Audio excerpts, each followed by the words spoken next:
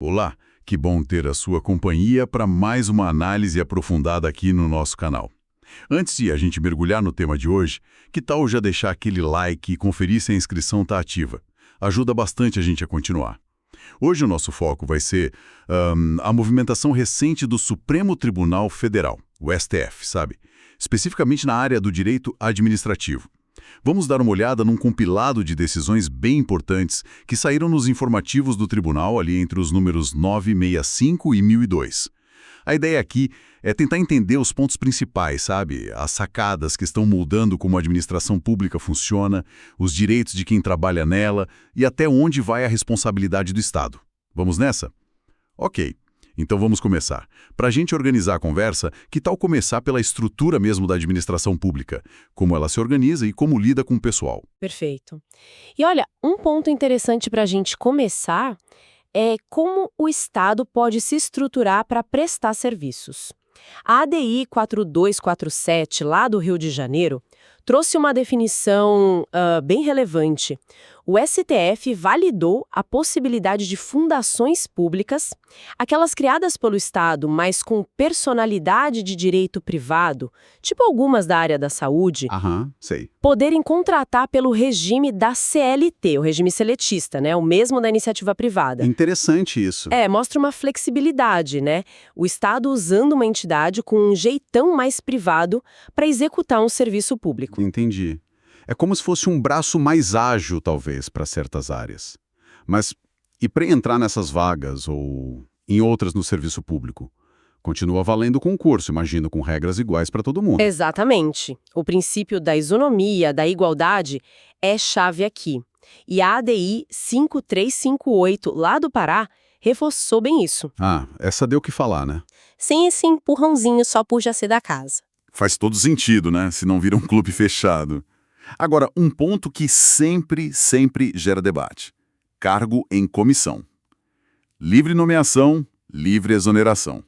O STF olhou para isso também, certo? Para evitar o uso inadequado. Olhou assim, e é uma preocupação válida. No recurso extraordinário 719870 de Minas Gerais, ficou um critério importante. Não adianta só a lei criar o cargo e chamar de em comissão. As funções que a lei descreve para esse cargo precisam ser mesmo de direção, chefia ou assessoramento. É o que a Constituição exige. E o Judiciário pode conferir isso? Pode e deve, esse foi o ponto-chave. O Judiciário pode analisar se as tarefas listadas na lei batem com essa natureza de confiança. Não é dizer se foi uma boa ideia política criar o cargo, mas sim se as funções são compatíveis juridicamente. Para evitar aquela maquiagem, né? Cargo técnico com cara de comissionado. Exatamente, para garantir que cargos que deveriam ser de concurso não sejam preenchidos por indicação disfarçada. Entendi. Esse controle do judiciário sobre as atribuições é bem forte. Bom, mudando um pouco o foco, saindo da estrutura e do ingresso. Vamos para quem já está lá dentro, servidores. Quais decisões recentes sobre direitos e deveres deles chamaram mais atenção? Aposentadoria é sempre um tema quente. Nossa, nem me fale. E aí entra a segurança jurídica, né? A confiança do servidor. O recurso extraordinário 636553 do Rio Grande do Sul, aquele que virou o tema 445 de repercussão geral. Sim, o tema 445. Importante. Muito. Ele definiu que os tribunais de contas que fiscalizam esses atos de aposentadoria têm um prazo. 5 anos. 5 anos a partir de quando? A partir do momento que o processo chega lá no Tribunal de Contas para análise da legalidade inicial da concessão. Se passar esses 5 anos, a regra é que a aposentadoria se consolida. Isso protege o servidor que estava recebendo de boa fé, evita aquela instabilidade de uma revisão muito tempo depois, sabe? Claro, dá uma tranquilidade para a pessoa, né? Fundamental. E ainda na aposentadoria, teve muita discussão sobre paridade, integralidade, principalmente para policiais. Como o STF viu isso depois das reformas da Previdência? Essa é uma questão bem complexa. A ADI 5039 de Rondônia ajudou a esclarecer um pouco. Vamos lembrar rapidinho. Integralidade é aposentar com o último salário, paridade é ter o reajuste igual ao da ativa. Ok. A Emenda Constitucional 41, lá de 2003, mudou as regras gerais. E, basicamente, acabou com essas garantias automáticas para quem entrou depois ou não se encaixou nas regras de transição.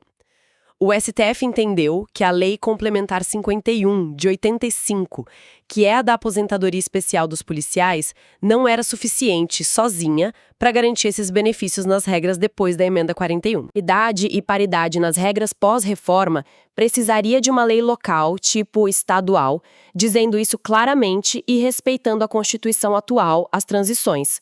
A LC 51 sozinha não manteve o status quo para todo mundo. Entendi. As reformas constitucionais realmente mudam o cenário, né? Precisa olhar a legislação local e o momento de ingresso.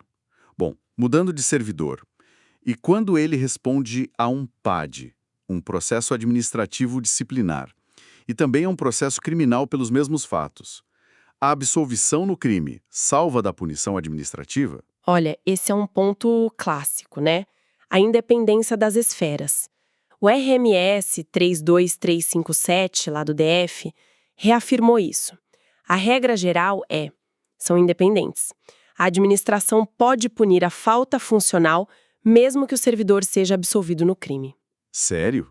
Mesmo absolvido? Sim, a não ser em duas situações bem específicas. Se a justiça criminal disser que o fato não existiu ou que o servidor com certeza não foi o autor. Ah, ok. Negativa de fato ou autoria. Exato. Fora isso, uma absolvição por falta de provas no crime, por exemplo, não impede a punição administrativa. Os critérios são diferentes, a avaliação da conduta funcional é outra. Entendi. Essa independência é bem marcada. E sobre as punições em si, tem limite? Alguém pode ser, banido para sempre do serviço público? Essa foi uma discussão importantíssima na ADI 2975, também do DF. O STF analisou um pedaço da Lei 8.112, o Estatuto Federal. Qual parte? O artigo 137, parágrafo único.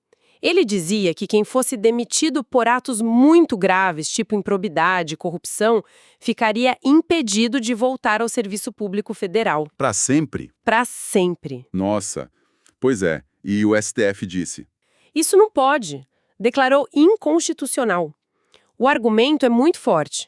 A própria Constituição proíbe pena perpétua no crime. Artigo 5º. Verdade. Se nem no direito penal, que lida com coisa mais grave, pode ter pena perpétua, como que no direito administrativo sancionador, que é menos severo, poderia? Não faz sentido. Sanção administrativa tem que ter limite de tempo. Punição eterna, não. Realmente, parece desproporcional mesmo. Seguindo em frente. Vamos falar de responsabilidade do Estado e controle. Um assunto que, nossa, bombou na pandemia foi a responsabilização dos gestores públicos, né? Pelas decisões na crise da Covid-19. Como a STF tratou disso? Foi um tema super delicado, tinha aquele medo da caneta travar, né? O apagão das canetas, o direito administrativo do medo. Sim, muito se falou disso.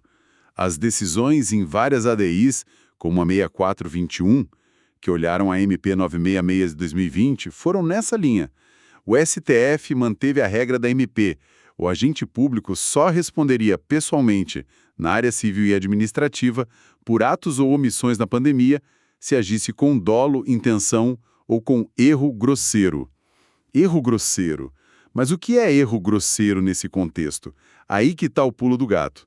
O STF fez questão de dizer: analisar o erro grosseiro exige olhar o contexto, a incerteza da época, as informações científicas e técnicas que existiam naquele momento, os princípios da precaução, da prevenção. Ah, então não é uma carta branca para o gestor. De jeito nenhum, não é um cheque em branco. A decisão do gestor tinha que ter uma base mínima de razoabilidade com o que se sabia na hora. Protege quem agiu de boa-fé no sufoco, mas não isenta quem foi muito negligente ou agiu contra o que a ciência dizia claramente, sabem? Entendi. É um equilíbrio delicado. Agora, e quando o dano vem de um particular, mas o Estado tinha que fiscalizar? Lembro daquele caso da loja de fogos de artifício que explodiu.